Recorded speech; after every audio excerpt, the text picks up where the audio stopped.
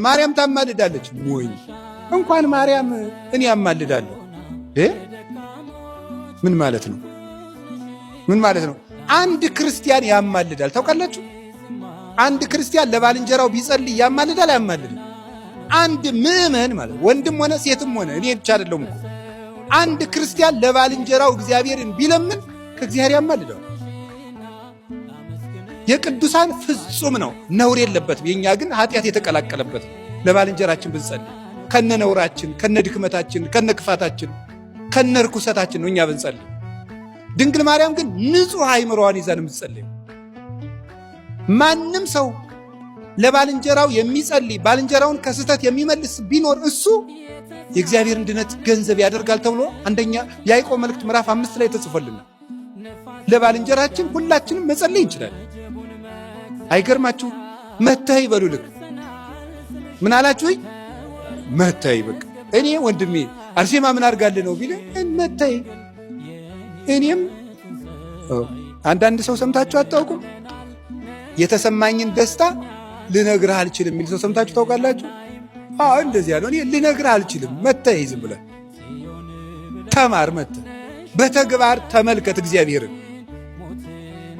ኤልሳ የድሃይቱን ቤት ሲሞላላት፣ ልጇን ሲያስነሳላት፣ ኤልያስ የሞተ ሲያስነሳ፣ ባዶ ማዲጋ ሲሞላ መተህ ይልቅ ተመልከት። መተህ ጳውሎስ እንኳን በአካሉ በጨርቁ ጫፍ ሙት ሲያነሳ ና መተህ።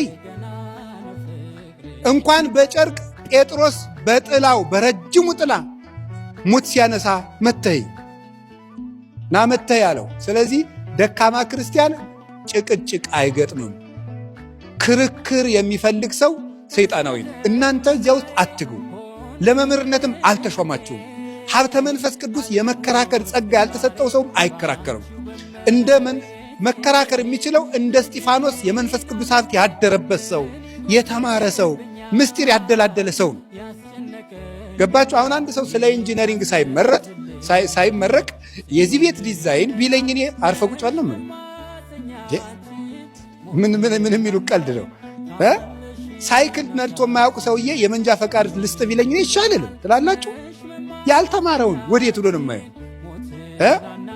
አዲስ አበባ ግቢ ውስጥ ዝም ብሎ ወይም ትልቅ ከተማ ውስጥ እየበላ ያደገ ልጅ ጤፍና አዘራር ሊያስተምር ብለኝ በዝም ብለህ ሻይ ፈልገህ ነው ዳቦ ቁርስ ልስጥ ነው የምለው።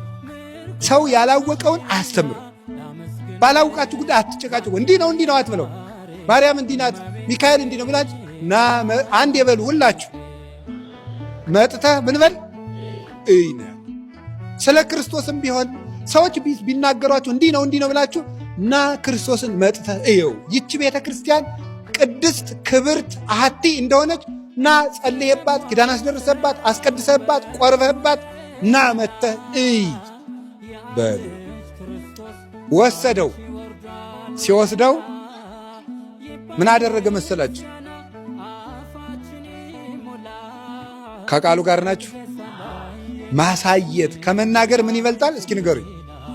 አቤት ማሳየት። እናንተ አሁን እዚህ የተሰበሰባችሁት ሁሉ ልጆቻችሁ ጥሩ ልጆች ሆነው እንዲያድጉ ትፈልጋላችሁ? አቤት። አዎ። ግን ልጆቹ የሚፈልጉት ምን እንደሆነ ታውቃላችሁ? ማየት። እስኪ ማየት በሉ።